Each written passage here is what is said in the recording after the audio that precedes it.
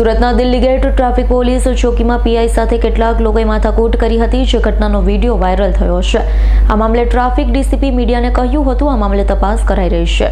સુરતમાં પોલીસ સાથે માથાકૂટનો video viral થયો છે। વાત એમ છે, દિલ્હી ગેટ ટ્રાફિક પોલીસ ચોકીમાં ટ્રાફિક પીઆઈ ગોહિલ સાથે કેટલાક લોકોએ માથાકૂટ કરી હતી, જે વિડીયો હાલ સોશિયલ મીડિયામાં વાયરલ થઈ રહ્યો છે।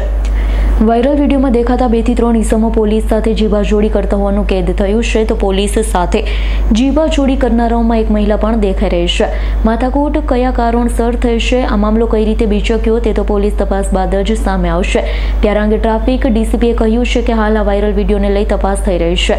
તપાસ દરમિયાન જે કોઈ ગુનેગાર સાબિત થશે તેની સામે પગલાં લેવાશે।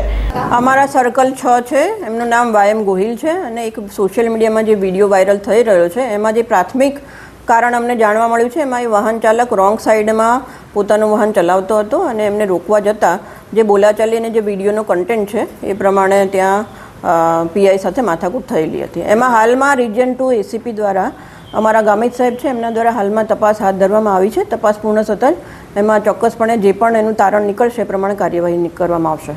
Bureau report, S9 news, Surat. અમારી તમામ માહિતીથી અપડેટ રહેવા માટે જોડાયેલા રહો S9 ન્યૂઝ સાથે।